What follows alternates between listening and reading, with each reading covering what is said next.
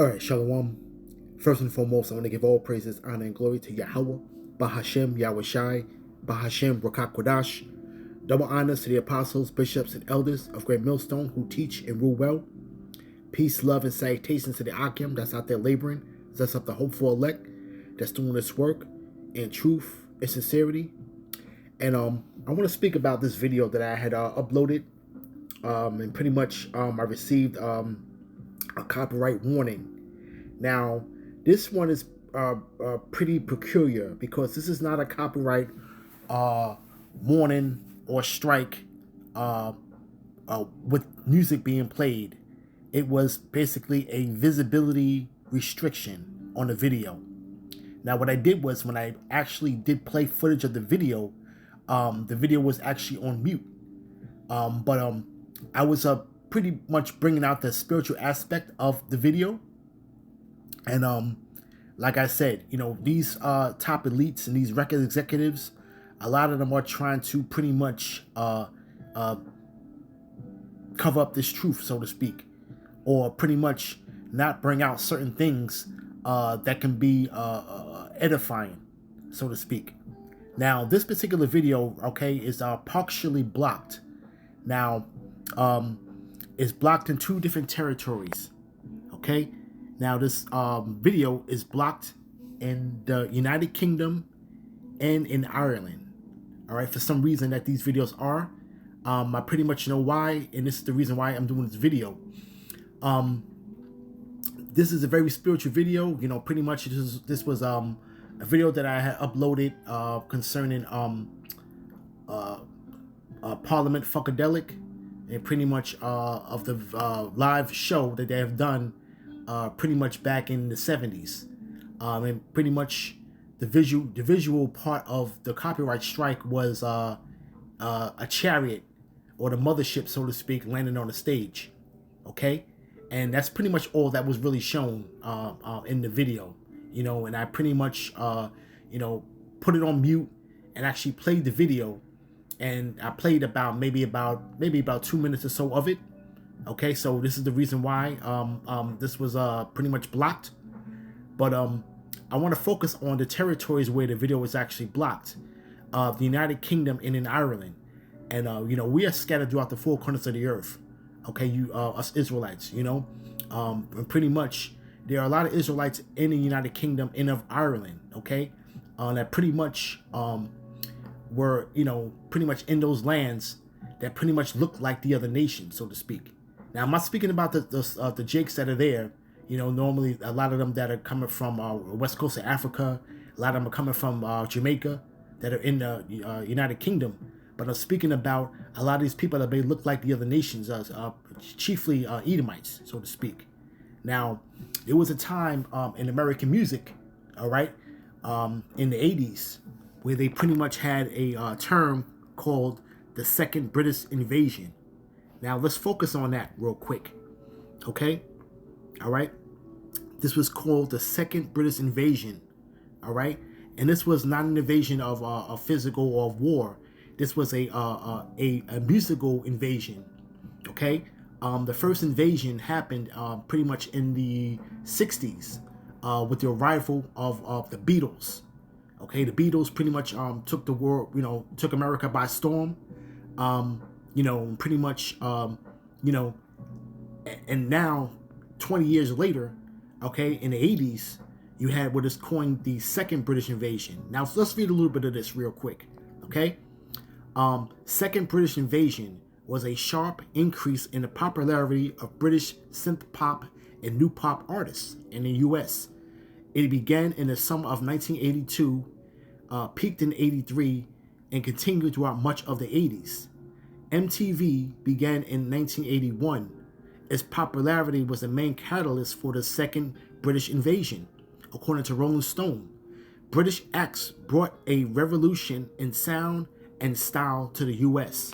Now, this is what pretty much shaped popular music in the 80s. When we had the birth of MTV music videos, and MTV pretty much was not nowhere near what the station that it is back then, and it is now. Back then, it was just 24-hour nonstop videos being shown. And this is how artists got the exposure, and pretty much their careers took off. Okay, now let's get into a lot of these artists. Okay, that pretty much was part of the invasion. I want to focus on that real quick. Let's see. Let me get let's go into the background. Let's see. I want to get to the point because there's something else that I want to bring out.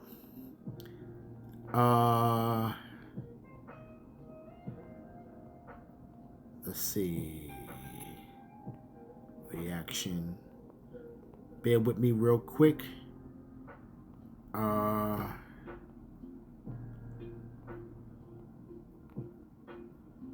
Okay, let's go here. All right. In September 1982, the arrival of MTV in the media capitals of New York City and Los Angeles led a widespread positive publicity to a new video era. By the fall, I Ran So Far Away, which is a song by Flock of Seagulls, was the first successful song that owned almost everything to the video that entered into the Billboard Top 10.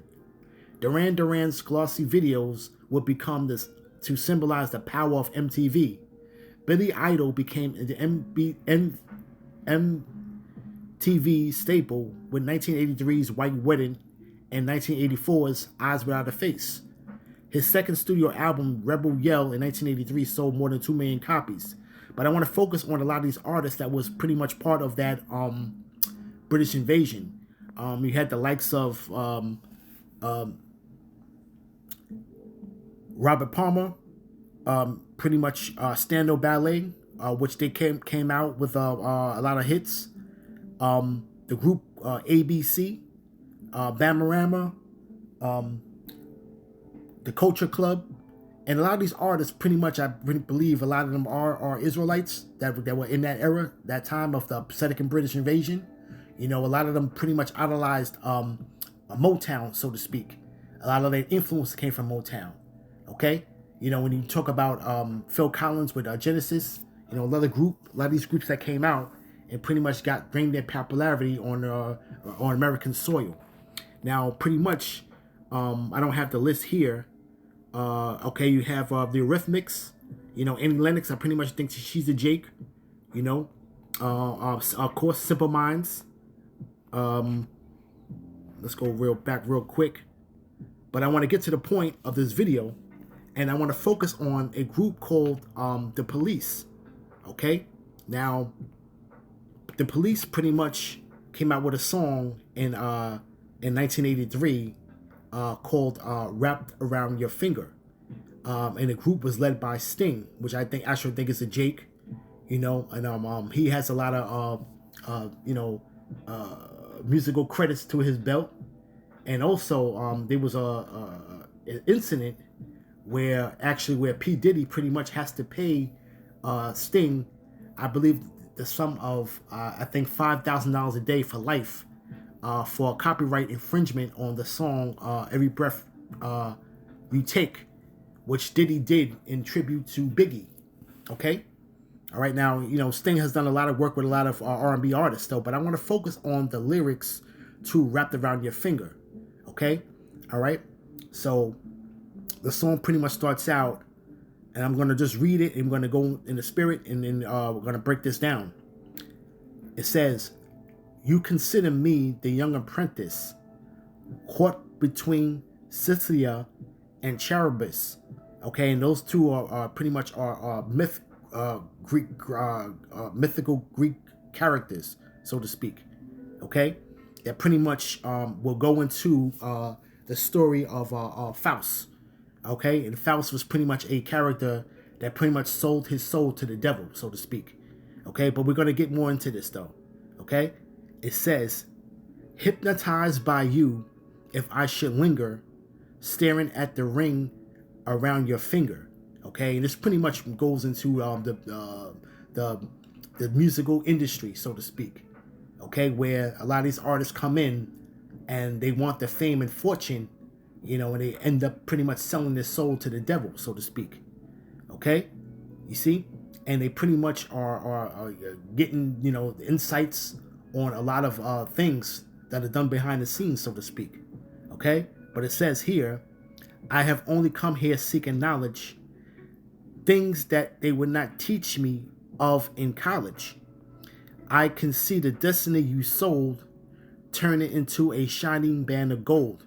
Now I'm going to get this synopsis of this though. It says, right, the destiny, just on the top here, the destiny you sold is a reference of the legend of Faust, which is the main character that sells his soul to the devil in exchange for unlimited knowledge and worldly treasures, which in his song is represented by the shining band of gold, or the ring worn on the song protagonist's mentor. Okay, and it's pretty much, you know, they can represent the record executive, you know, pretty much the one that's pretty much writing the check, so to speak. Okay, so he was a mentor. He was saying that he was a mentor, and he was pretty much hypnotized by this man's aura. Okay, and what he had to offer. Okay, and this is what a lot of these artists pretty much get themselves caught up in. You see? All right, but all these things is all through the spirit here, man. You know, when you think about these artists, man, these artists are very talented. Sting, for one, is a very talented artist and songwriter. Okay, so pretty much, man, he really made this into a worldwide hit, man. This is probably one of their most popular songs that they have made. Okay, as a group, you know. But it says here, the transformation of something in mythical, usually a base element like lead, into gold is also a reference to the magical art of the alchemy. All right, but we're going to get into that story of Faust, because this is pretty much what he was getting into. Okay, the parallel, okay, that he was referencing in the song. Okay, so let's get that real quick. Let's read it off real quick. Faust, okay, a tragedy, and it pretty much goes into Faust, a tragic play by Johann Wolfgang von Goethe, written in 2 parts. Okay, let's get to the point. Let's see here. It says the first part, Faust, a tragedy, was published in 1808 and is considered by many to be the greatest work in German literature. The play is based on a medieval legend of a man who sells his soul to the devil. Okay, so pretty much this is what Sting was referring to in the song, and he's making a parallel pretty much into his career. Okay, all right, so let's get into it now. This is the first verse. Okay, and it goes on to say, you know, that I'll be wrapped around your finger. I'll be wrapped around your finger. Okay, now the verse 2, he goes into Mephistopheles, okay, which is the antagonist, which is the pretty much the devil's advocate, so to speak. Okay, this is pretty much representing the character of the man with the ring, the golden ring, so to speak. Okay, and this actually can represent your record executive, you know, the people that pretty much go when you sign the contracts, and how these stars and these celebrities pretty much you know, make an agreement with the devil when they do you know, heinous things, man. Okay, and for fame and fortune. Okay, but it says Mephistopheles is not your name. I know that you're just up to the same. And really, Mephistopheles really is just a demon. Okay, that is a mythical Greek character, but it's represented by a demon. Okay, it says, right, I will listen hard to your tuition. You will see it come to its fruition. Okay, now let's get some of the backdrop on that particular verse. And it says here, the narrator implies that the mentor figure he's addressing is as a devious as Mephistopheles was in his deal with Faust, but that unlike Faust, the narrator is well aware of what is going on. Okay, now, you know, Sting is pretty much a brilliant songwriter, and he's pretty much making a parallel to this this book, okay, about Faust, who stole the soul to the devil, okay? So he's fully aware of what he's getting into, okay? But he says, the last couplet implies that whatever the narrator has planned for his master, the knowledge he has gained will be used to turn the tables on his mentor figure. And pretty much, man, when you understand the end of this man, when you really talk about Edom as a whole, okay, you understand their latter end, you know, because like I said, a lot of these top producers and people, they pretty much know a few things about the scriptures. Okay, they're not prophets or anything else like that, and they can't really properly break it down. But also to know that they also come to the conclusion, though, a lot of them, that pretty much you reap what you sow, so to speak. Okay, all right. So I'm gonna just pause it right here and let's get some scriptures real quick. Okay. Let's go to let's see, got it queued up here. Let's go to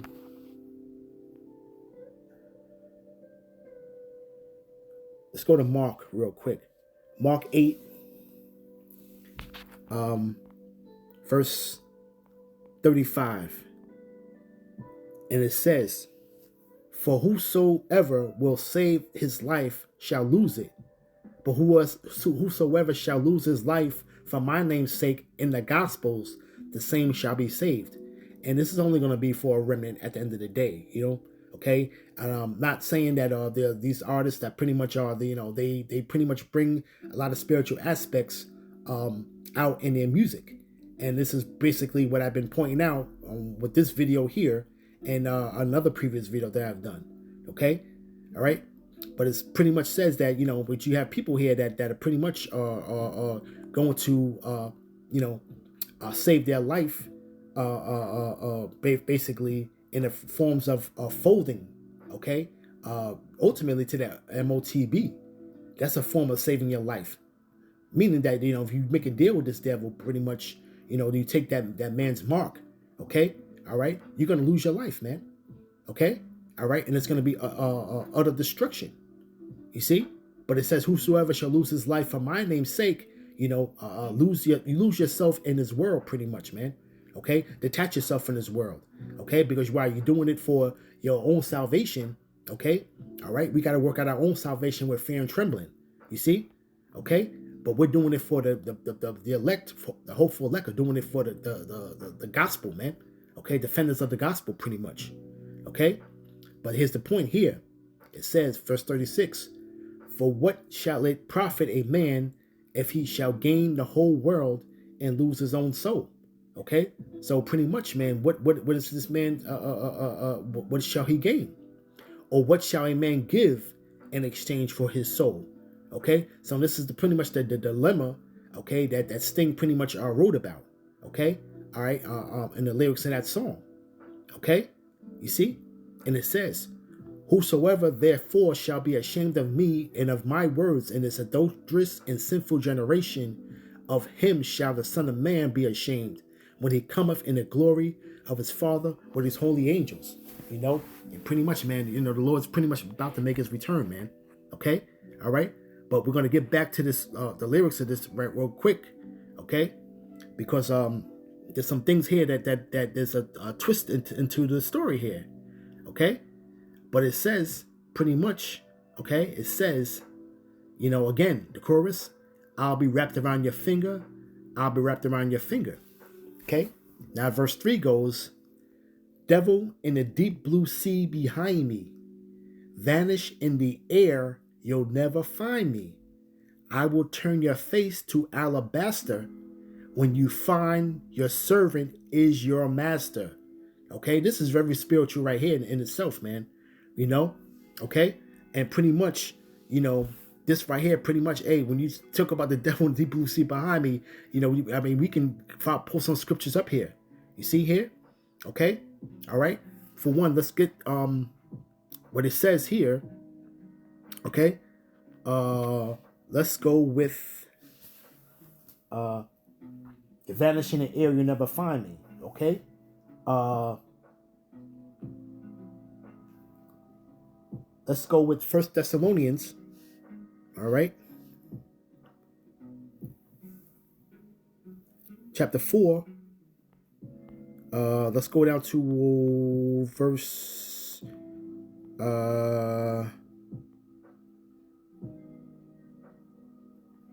Let's start at 13. But I will not have you ignorant, brethren, concerning them which are asleep, that ye may not sorrow not, even as others which have no hope. For if you believe that Yahushua died and rose again, even so them which also sleep in Yahushua will the Most High bring with him. For this we say unto you by the word of the Lord, that we which are alive and remain until the coming of the Lord shall not prevent them which are asleep. For the Lord himself shall descend from heaven with a shout, and the voice of the archangel, and with the trump of the Most High, and the dead in Hamashiach shall rise first. Then we which are alive and remain shall be caught up together with them in a cloud. You know, that cloud's that chariot. Okay, it's pretty much a reference to what he was making of. You know, okay, the devil in the deep blue sea. You know, pretty much that beast coming out of the sea. Okay, you see, he said, "Vanish in the air, you'll never find me." Okay, all right, you see, but it says that then we which are alive and remain shall be caught up in the air together with them in the clouds to meet the Lord in the air, and we shall forever be with the Lord. Wherefore comfort one another with these words. Okay? All right? All right? The last part of that verse, okay? You see? All right? It says, I will turn your face to alabaster. Okay? And the alabaster is pretty much the color of sulfur dust. Okay? You know, and it pretty much you can refer this to the intimate destruction that's coming, man. Okay? All right? And it says, when you find your servant is your master. Okay? All right? Real quick, let's get, okay? He said that your servant will be your master. Let's get, let's go with Amos real quick. Amos chapter 9, verse 13. Behold, the days come, saith Yahweh, that the plowman shall overtake the reaper, and the treader of grapes from him that sows seed, and the mountains shall drop sweet wine, and all the hills shall melt. And I will bring again the captivity of my people Israel, and they shall build the waste cities and inhabit them, and they shall plant vineyards and drink the wine thereof. They shall also make the gardens and eat the fruit of them. And I will plant them up upon their land, and they shall no more be pulled up from out their land, which I have given them, saith Yahweh thy power. Okay, you see, all right, and pretty much, man, the you know the has it say here, but hey, the verse before that is talking about that we're gonna possess the remnant of Eden, man. Okay, them in their lands. Okay, but it says here, okay, that the plowman shall overtake the reaper. Okay, you see, all right, and this is what pretty much what Sting was referring to in this song. Okay, you see, and it says here when you read the last outro of the lyrics, it says, "Oh, you will be wrapped around my finger. You will be wrapped around my finger." So pretty much at the beginning of the song, he says, "I'll be wrapped around your finger." But now the tables are turned now. Okay, all right, through the spirit of power of Yahweh Bashim Abishai. And just like our situation, I'm using these lyrics to the song as a parallel to the situation of the hopeful elect, man. Okay, all right, to where that they will be wrapped around our finger, man. Okay, where the Lord turns our captivity at the end of the day. You see, so pretty much this is a nice little parallel that he has made. Pretty much knows fully aware of what he's got himself into, but he also understands, okay, that the tables will be turned, man. And this is all spiritual, man. When you look at it through the spiritual lens, you see, okay, you know, real quick, let's go get another scripture. Let's get Ecclesiastes 10 verse 5. There is an evil which I have seen under the sun, as an error which proceedeth from the ruler.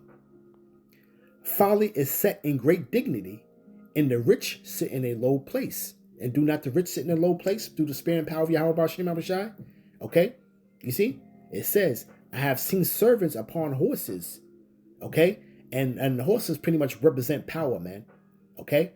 You know, a perfect example of we've seen servants on horses was that picture with Theodore Roosevelt. Pretty much when he has that statue that used to be in the front of the Museum of Natural History in New York, pretty much, which was removed several years ago, which you had Judah and Gad pretty much represent the northern and southern kingdom walking on each side of him, man. Okay? You see? And then you had it to where one was walking with their gun pointed up, which was ready to fight, and another one had their gun pointed down as a sign of pretty much a surrender. Okay? You see? So it's all spiritual, man, when you were dealing with this world, man. Okay? And the things that are in it. Okay? But it says, I have seen servants upon horses and princes walking as servants upon the earth. Okay? You see? All right? And pretty much, man, this is pretty much what this parallel to this song was getting into, man. Okay? You know, and I pretty much think Stings and Jake, you know, and I know that, you know, a lot of other people that pretty much are familiar with this artist would pretty much agree, you know, okay? But pretty much, man, just making a little parallel to this whole thing, you know, and just looking at lyrics through the spiritual lens at the end of the day, man, you know? All right, so I'm going to end it there, and I'm going to give all praises, honor, and glory to Yahweh, Bahashem Yahushai, Bahashem Rakak Wadash, Shalom.